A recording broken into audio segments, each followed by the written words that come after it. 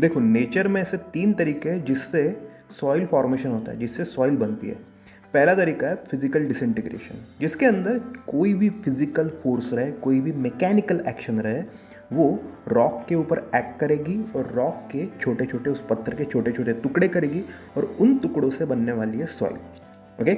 दूसरा तरीका है केमिकल डिसइंटीग्रेशन, जिसके अंदर रॉक के ऊपर, किसी भी पत्थर के ऊपर केमिकल का एक्शन होगा, केमिकल का रिएक्शन होगा, केमिकल्स का रॉक के यानी पत्थर के मिनरल्स के साथ रिएक्शन होगा और उसकी वजह से जो रिजल्ट आने वाला है वो बनने वाली है सॉइल। ओके। और तीसरा तरीका है नेचर के अंदर सॉइल बनाने का, वो है बायोलॉजिकल एक्शन, जिसके अंदर कोई भी रोडेंट रहे, जैसे चूहा है जो रॉक के अंदर या फिर सॉइल के अंदर गड्ढे बना के रहते हैं, रोडेंट जिनको बोला जाता है, तो वो क्या करेंगे, सॉइल को करेंगे लूज, और जो सॉइल इन रॉक्स के कांटेक्ट के अंदर है वहाँ पे ये सारे फिजिकल और केमिकल फोर्स की एंट्री करवा देंगे। ओके। तो बायोलॉजिकल एक्शन एक्चुअली फिजिकल और केमिकल के सपोर्टिंग में आता है। कोई भी बायोलॉजिकल एक्शन डायरेक्टली रॉक से सॉइल का कन्वर्जन नहीं कराती। ओके। तो 3 तरीके देखे हमने, फिजिकल डिसइंटीग्रेशन, केमिकल और बायोलॉजिकल एक्शन। यहाँ पे फ़र्क देखो कि हमने जब फिजिकल और केमिकल बोला तो यहाँ पे एक वर्ड जोड़ा है डिसइंटीग्रेशन, और जब हमने तीसरा नेचर का मेथड, तीसरा नेचर का फोर्स जो है बायोलॉजिकल, तब हमने बोला बायोलॉजिकल एक्शन। तो इससे पता चलता है कि बायोलॉजिकल एक्शन की वजह से इन दो फिजिकल और केमिकल को सपोर्ट मिलता है डिसइंटीग्रेशन की प्रोसेस को स्टार्ट करने के लिए, लेकिन बायोलॉजिकल एक्शन खुद से कभी भी सॉइल बनाएगा नहीं, या फिर बनाएगा भी तो वो बहुत कम परसेंटेज होगा। ओके। तो आगे बढ़ेंगे फिजिकल डिसइंटीग्रेशन के साथ। तो फिजिकल डिसइंटीग्रेशन की वजह से जब सॉइल बनती है तो यहाँ पे हमारे पास है 4 वेज या फिर 4 मेथड्स, जिसके अंदर है सबसे पहले टेम्परेचर चेंजेस, मतलब तापमान में जितना भी बदलाव आएगा उसकी वजह से सॉइल यहाँ पे बनने वाली है रॉक से। उसके बाद action of roots of trees and plants, पेड़ पौधों के रूट की एक्शन की वजह से, उनकी ग्रोथ की, उनकी जो सॉइल के अंदर मूवमेंट है, रॉक के आसपास जो मूवमेंट रहेगा उसकी वजह से क्या होने वाला है, रॉक होने वाला है डिसइंटीग्रेट और उससे बनेगा सॉइल। ओके। उसके बाद है stressing by freezing and thawing of water, पानी का बर्फ और बर्फ से वापस पानी बनने का जो साइकिल रहेगा, कहाँ पे, जहाँ पे विंटर बहुत ज़्यादा स्ट्रांग होता है, जहाँ पे बहुत ज़्यादा बर्फ़ गिरती है। ओके। ऐसे जगह पे फ्रीजिंग और थॉइंग ऑफ वाटर के एक्शन की वजह से भी सॉइल बनेगी। ओके। और चौथा यहाँ पे तरीका दिया हुआ है कि wear and tear by hydrodynamic. Okay, word के ऊपर फोकस करेंगे, हाइड्रोडायनेमिक। हाइड्रोडायनेमिक का मतलब एक बोल सकते हो हाइड्रोस्टैटिक, जिसके अंदर पानी एक ही जगह पे, ओके, जैसे रिजर्वायर हो गया, पॉन्ड हो गया, वहाँ पे क्या होगा, पानी एक ही जगह पे रहेगा। और जब हम बोलेंगे हाइड्रोडायनेमिक, इसका मतलब ये कि पानी की मोशन की वजह से क्या होने वाला है, वियर एंड टियर, उस रॉक के ऊपर कुछ स्ट्रेस आएगा, वियर एंड टियर आएगा, फ्रिक्शनल एक्शन होगा, उसके वजह से सॉइल फॉर्मेशन होने वाला है। Okay. Wear and tear by hydrodynamic and wind force. ठीक है। तो आगे बढ़ेंगे, अभी देखेंगे टेम्परेचर चेंज की वजह से फिजिकल डिसइंटीग्रेशन और उसकी वजह से सॉइल फॉर्म कैसे होता है। सी, कोई भी अगर रॉक ले लो, रॉक एक सॉलिड ऑब्जेक्ट है, पत्थर एक सॉलिड ऑब्जेक्ट है, और हमने देखा है कि जब भी किसी चीज़ का आप तापमान बढ़ा दो, टेम्परेचर बढ़ा दो, तो क्या होता है, वो चीज़ एक्सपांड होती है, साइज में बड़ी हो जाती है। ओके। और किसी भी चीज़ का, किसी भी सॉलिड फिजिकल ऑब्जेक्ट का तापमान या फिर टेम्परेचर कम कर देंगे तो क्या होगा कि वो श्रिंक हो जाएगा, वो छोटा हो जाएगा साइज़ में। और किसी चीज़ के ऊपर बार बार अगर आप ये टेम्परेचर बढ़ाने और कम करने का साइकिल लेके जाएंगे तो उसके अंदर के पार्टिकल का जो बॉन्डिंग है, उसका जो इंटीग्रिटी है, वो कुछ देर बाद, कुछ दिनों बाद, कुछ महीनों, सालों बाद क्या हो जाएगा, टूट जाएगा। और उसके वजह से एक जो बड़ा रॉक का मास था, बहुत बड़ा पत्थर था, वो अभी कुछ टुकड़ों में और कुछ ज़्यादा टुकड़ों में ऐसे वो टूटते जाएगा, टूट के बिखर जाएगा, और जितने भी बिखरे हुए पार्टिकल्स हैं रॉक के, वो कन्वर्ट हो जाएंगे बाद में अल्टीमेटली सॉइल के अंदर। ओके। फिजिकल डिसइंटीग्रेशन के अंदर ये जो टेम्परेचर चेंज वाला हम फैक्टर देखते हैं, उसके वजह से डायरेक्टली सॉइल पार्टिकल में कन्वर्जन नहीं होता है। एक्चुअली बहुत बड़ा जो रॉक है उसके अंदर क्रैक्स आएंगे, उसके अंदर बहुत ज़्यादा गैप्स आएंगे, उसके अंदर दूसरे कुछ फिजिकल फोर्सेस या फिर केमिकल फोर्सेस एक्ट करेंगे, और टेम्परेचर चेंज वाला ये जो फैक्टर है वो क्या करेगा, इस डिसइंटीग्रेशन को बढ़ावा देगा। ओके, तो आगे बढ़ेंगे दूसरे टाइप की तरफ, दूसरे फैक्टर की तरफ। Yes, action of roots of trees and plants. देखो, जब भी प्लांट को या फिर ट्रीज़ को पानी नहीं मिलता है तो वो क्या करता है, अपने रूट्स को बहुत ज़्यादा ज़मीन के अंदर फैला देता है।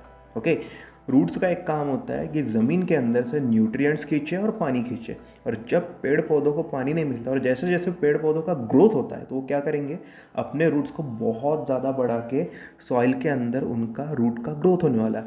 और बीच में अगर कहीं भी रॉक आता है तो क्या होता है कि ये रॉक के क्रैक्स में से भी खुद के रूट क्या कर देते हैं, एक्सपांड कर देते हैं, इंक्रीज़ कर देते हैं, और उसकी वजह से क्या होता है कि इन रॉक्स के ऊपर बहुत ज़्यादा आ जाता है स्ट्रेस, और इन स्ट्रेसेस की वजह से रॉक जाएगा टूट।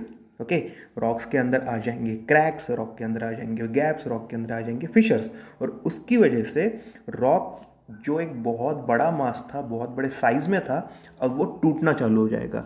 ओके, एक बार बड़े रॉक के अंदर, बड़े पत्थर के अंदर क्रैक आ गई, गैप आ गई, तो उसके अंदर दूसरे जो फोर्सेस है, फिजिकल, केमिकल, बायोलॉजिकल जो भी फोर्सेस है, वो उसके ऊपर एक्ट करने के लिए उनको मिल जाती है बहुत ज़्यादा जगह, मतलब more area will be available for other forces to take place, for other forces to act upon. उसकी वजह से इसका डिसइंटीग्रेशन हो जाता है एक्सेलरेट, इसके डिसइंटीग्रेशन का रेट जाता है बढ़। ओके, तो इस प्रकार action of roots of trees and plants भी हेल्प करते हैं बाय फिजिकल डिसइंटीग्रेशन और सॉइल फॉर्मेशन। ओके, तो आगे देखेंगे stressing by freezing and thawing of water. पानी अगर रॉक के कैप्स के अंदर, क्रैक्स के अंदर घुस गया तो क्या होगा, स्पेशली जब हम बात करते हैं कि जहाँ पे बर्फ़ बनती है, जहाँ पे टेम्परेचर बहुत कम हो जाता है, ओके, ऐसी जगह पे क्या होगा कि रॉक्स के गैप के अंदर अगर आ गया पानी, तो पानी जब टेम्परेचर कम होता है तो कन्वर्ट हो जाता है आइस में। ओके, और टेम्परेचर जब बढ़ा देंगे वापस से कन्वर्ट हो जाएगा पानी में। तो इसमें होता ये है कि पानी जब बर्फ़ में कन्वर्ट होता है तो उसका वॉल्यूम हो जाता है ज़्यादा। 4 डिग्री बिलो जब भी पानी जाएगा तो उसका आइस का जो वॉल्यूम रहता है वो उतने ही पानी के कंटेंट के हिसाब से उसका वॉल्यूम हो जाता है ज़्यादा। दैट्स वाई क्या होगा कि पहले तो इसमें पानी था, लेकिन अभी इसमें क्या हो गया कि इसमें वॉल्यूम ज़्यादा ऑक्यूपाई करने की कोशिश करता है आइस, और इस कंटिन्यूस स्ट्रेसिंग की वजह से ये स्ट्रेस का साइकिल कम ज़्यादा होता है। कैसे, जैसे पहले इस गैप में कुछ भी नहीं था, बाद में आ गया पानी, पानी का बन गया बर्फ़, बाद में टेम्परेचर बढ़ा तो वापस से उसका बन गया पानी। नाउ जब स्ट्रेस आया तो रॉक का जो ये गैप का साइज़ था वो आइस के स्टेज में हो गया था बहुत ज़्यादा। तो वापस से जब बारिश आती है या फिर पानी इस क्रैक के गैप के अंदर घुसता है तो और ज़्यादा पानी आ जाता है, और इस और ज़्यादा पानी का जब बहुत ज़्यादा बर्फ़ बन जाता है तो रॉक के ऊपर बहुत ज़्यादा स्ट्रेस आ जाता है। ओके, और ये प्रोसेस एकदम क्विक नहीं होती, ये सारी जो प्रोसेस हम बात कर रहे हैं ये बहुत ज़्यादा स्लो प्रोसेसेस है। ओके, इसमें कई साल, कई दिन, कई डिकेड्स लग जाते हैं। ओके, तो जब भी आप इमेजिन करोगे कि stressing action of freezing and thawing of water, या फिर एक्शन ऑफ रूट्स, या फिर फिजिकल डिसइंटीग्रेशन, या फिर केमिकल डिसइंटीग्रेशन, किसी भी चीज़ के बारे में सोचोगे, इमेजिन करोगे, तो आपको इसको इमेजिन करना है over a period of decade, over a period of so many years, तब जाके ये सारी चीज़ें पॉसिबल होती है, और ये सारी प्रोसेसेस कंटिन्यूस है। ओके, आगे बढ़ेंगे तो यहाँ पे दिया हुआ है wear and tear by hydrodynamic and wind forces. हाँ, तो जब भी बहता हुआ पानी जब पत्थर से टकराता है तो क्या होगा, उसके इम्पैक्ट की वजह से, ओके, पानी के अंदर सिर्फ H2O ये कंपाउंड तो नहीं रहेगा, कुछ पार्टिकल्स भी रहेंगे, तो वो पार्टिकल्स भी क्या करेंगे, जो सॉलिड मास है रॉक का उसके ऊपर से फ्लो होंगे। ओके, तो इन पार्टिकल्स का जब भी फ्लो वेलोसिटी ज़्यादा है तो इस पत्थर के ऊपर वो क्या करेंगे, अपना एक फ्रिक्शनल फोर्स वहाँ पे एग्जर्ट करेंगे। ओके, तो पानी के अंदर के कुछ पार्टिकल्स ने क्या किया, एक रॉक मास के ऊपर पे जो पार्टिकल्स थे उनको कैरी करके लेके गए by action of friction. Okay, तो अगर ये प्रोसेस को कर देंगे कंटिन्यू, तो आपको भी पता है कि अगर किसी चीज़ के ऊपर कंटिन्यूसली वाटर अगर ड्रिप करता है तो वहाँ पे कुछ सालों बाद में आपको वहाँ पे कुछ चेंज नज़र आएगा। ओके, तो बहुत ज़्यादा अगर ये हाइड्रोडायनेमिक फोर्स एक्ट करता है, सिमिलरली विंड फोर्स एक्ट करता है, तो धीरे धीरे क्यों ना हो लेकिन बहुत ज़्यादा पार्टिकल उस रॉक को छोड़ के चले जाते हैं, और बाद में ये जो रॉक के पार्टिकल, ये जो विंड कैरी करता है पार्टिकल, वो कहीं पे जाके डिपॉजिट हो जाएंगे और वहाँ पे बनेगी सॉइल। ओके, तो विंड के डिपोजिशन की वजह से या फिर वाटर के डिपोजिशन की वजह से जो बनने वाली सॉइल्स है उनके टाइप्स हम आगे के वीडियो में देखेंगे। फिलहाल के लिए याद रखिएगा कि हाइड्रोडायनेमिक और विंड फोर्सेस भी क्या करते हैं, wear and tier action carry out करते हैं, जिसकी वजह से रॉक का साइज़ कम होते जाता है, वो धीरे धीरे अपने पार्टिकल लूज करने लगता है because of wear and tier या फिर फ्रिक्शनल एक्शन। ओके, आगे बढ़ेंगे। तो हमारे पास है फिजिकल डिसइंटीग्रेशन की वजह से जो भी सॉइल बनी उसकी प्रॉपर्टीज़ क्या है। हमने पहले ही बोला था कि बहुत ज़्यादा फाइन पार्टिकल नहीं बनेंगे, दैट्स वाई पहला पॉइंट हमको बोलता है कि coarse soils are form by such as gravels and sand. Gravel और सैंड जैसे कोर्स पार्टिकल ही हमें ऑप्टेन होते हैं जब रॉक फिजिकल डिसइंटीग्रेशन से गुजरता है। उसके बाद सॉइल की जो प्रॉपर्टीज़ है वो उसके पेरेंट रॉक, जिस रॉक से वो सॉइल बना उसकी प्रॉपर्टी और सॉइल जो बनी हुई सॉइल है उसकी प्रॉपर्टी ज़्यादा डिफर नहीं करती। सही है, क्योंकि फिजिकल डिसइंटीग्रेशन क्या कर रहा है, रॉक के बड़े मास को छोटे छोटे पार्टिकल में, छोटे छोटे कोर्स पार्टिकल में स्प्लिट करता है। उसमें कोई भी केमिकल एक्शन, कोई केमिकल रिएक्शन, कोई भी केमिकल प्रोसेस नहीं होता है, जिसके वजह से रॉक का जो पेरेंट मटेरियल है, रॉक जिस कंपोजिशन से बना हुआ है, वो तो कहीं पे चेंज हुआ नहीं। इसलिए जो सॉइल हम ऑब्टेन करेंगे फिजिकल डिसइंटीग्रेशन की वजह से, तो जिस रॉक से वो सॉइल बना हुआ है वो रॉक हम आइडेंटिफाई कर सकते हैं। ओके, उसके बाद chemical composition of form soil do not differ from parent rock. Obviously अभी हमने पॉइंट डिस्कस किया कि कोई भी रॉक जिसका जो भी केमिकल कंपोजिशन है उसके ही टुकड़े कोई फिजिकल फोर्स करता है, तो उन टुकड़ों का या फिर उन सॉइल पार्टिकल का जो भी केमिकल कंपोजिशन है, कंपाउंड जिसके अंदर पाए जाते हैं, सेम कंपाउंड सेम प्रॉपर्टीज़ पाई जाएंगी उसके पेरेंट रॉक में, मतलब जिस रॉक से वो सॉइल बनी हुई है। ओके, तो ये था फिजिकल डिसइंटीग्रेशन के रिलेटेड। आगे देखेंगे केमिकल डिसइंटीग्रेशन। सी, यहाँ पे हमारे पास केमिकल डिसइंटीग्रेशन में अवेलेबल है 5 अलग अलग एक्शन, 5 अलग अलग केमिकल एक्शन, जिसके अंदर पहला आता है हाइड्रेशन, बाद में आता है ऑक्सीडेशन, तीसरा है हाइड्रोलिसिस, चौथा है लीचिंग और पांचवा है कार्बोनेशन। तो एक एक करके हम देखेंगे कि हाइड्रेशन, ऑक्सीडेशन, हाइड्रोलिसिस, लीचिंग और कार्बोनेशन क्या क्या होता है। ओके, तो आगे बढ़ेंगे यहाँ पे। देखो, सबसे पहला है हाइड्रेशन। हाइड्रेशन का मतलब है कि आप वाटर को रॉक मिनरल के ऊपर अगर छोड़ देंगे तो water as a compound H2O क्या करेगा, रॉक मिनरल को डिज़ोल्व कर लेगा या फिर रॉक के मिनरल को वहाँ से अलग कर देगा, तो नया एक मिनरल या फिर नया कंपाउंड बनता है, या फिर एग्जिस्टिंग रॉक से वो कंपाउंड गायब हो जाएगा। उसके वजह से क्या होगा कि उस रॉक का डिसइंटीग्रेशन चालू हो जाएगा, और इस डिसइंटीग्रेशन को हम बोलते हैं chemical disintegration bye hydration. Simply water को रॉक मिनरल के साथ ऐड किया तो वाटर रिएक्ट होकर एक तो नया कंपाउंड बनेगा, नया मिनरल बनाएगा, या फिर खाली उस रॉक के अंदर से उस स्पेसिफिक मिनरल कंपाउंड को लेके भाग जाएगा।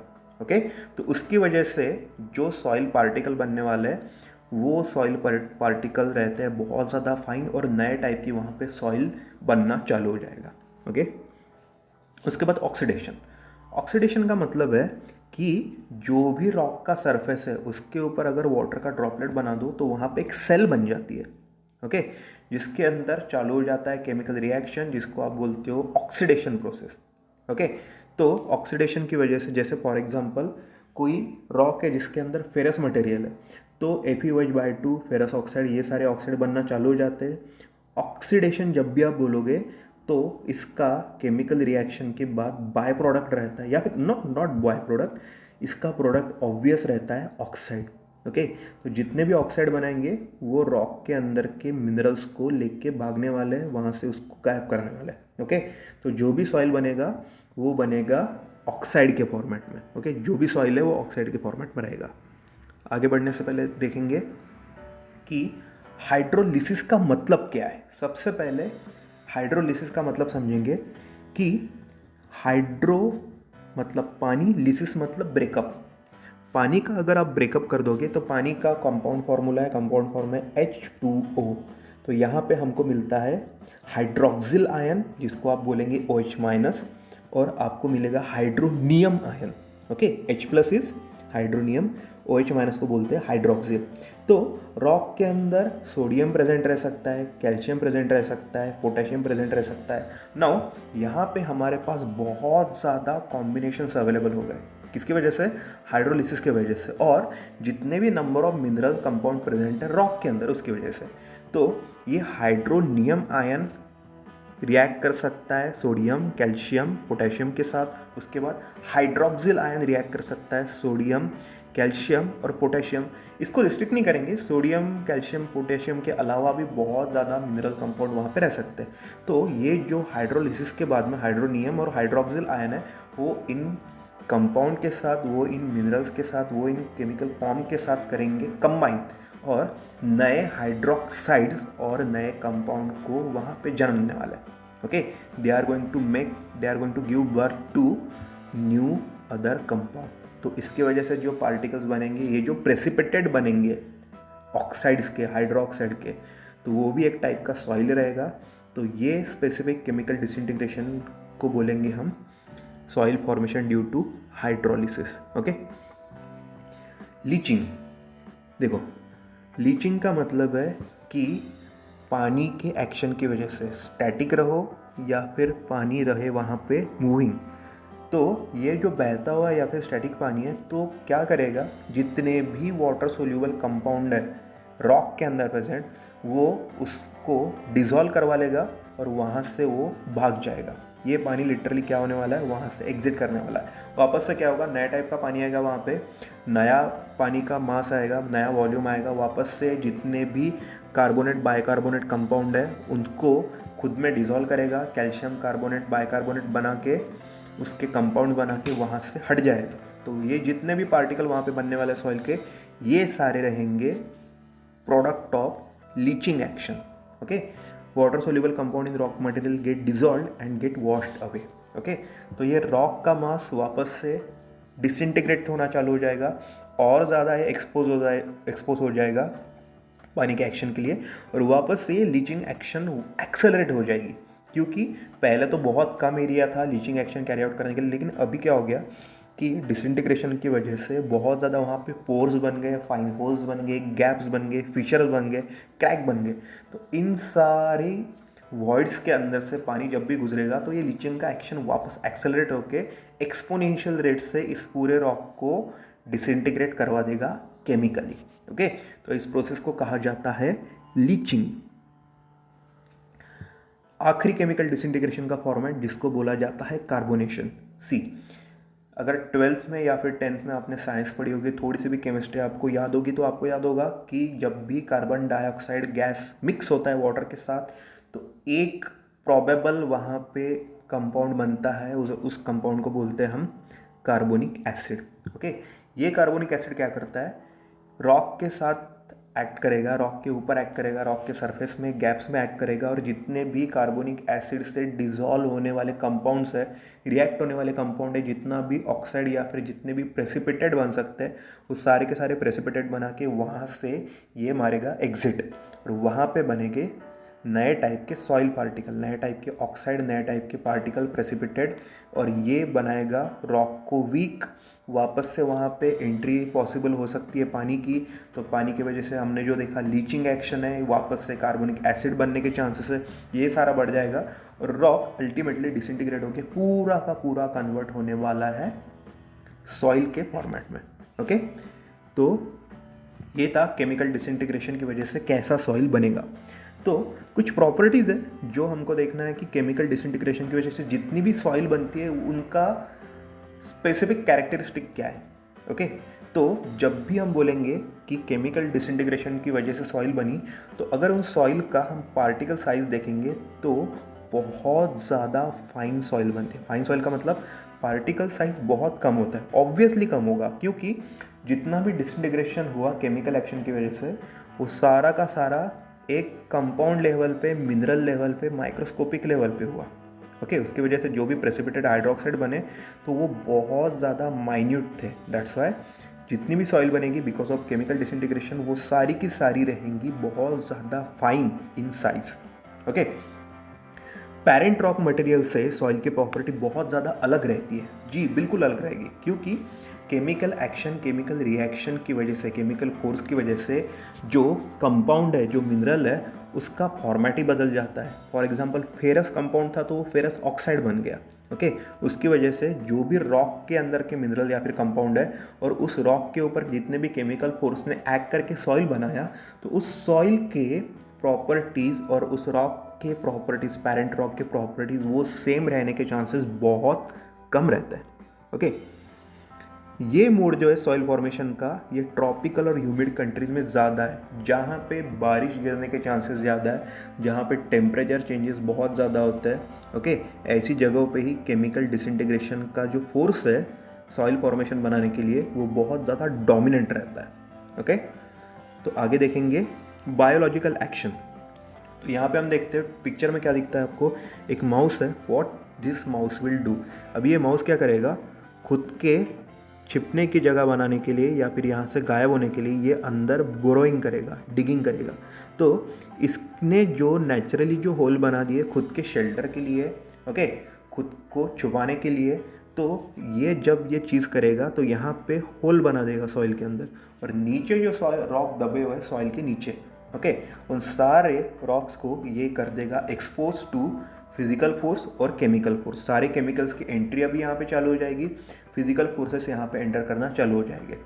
इसलिए हमने यहाँ पे soil formation due to biological action कहा। हमने कहीं पे भी बायोलॉजिकल डिसइंटीग्रेशन ये वर्ड यूज़ नहीं किया, क्योंकि बायोलॉजिकल डिसइंटीग्रेशन पॉसिबल नहीं है, बायोलॉजिकल एक्शन रॉक के ऊपर पॉसिबल नहीं है।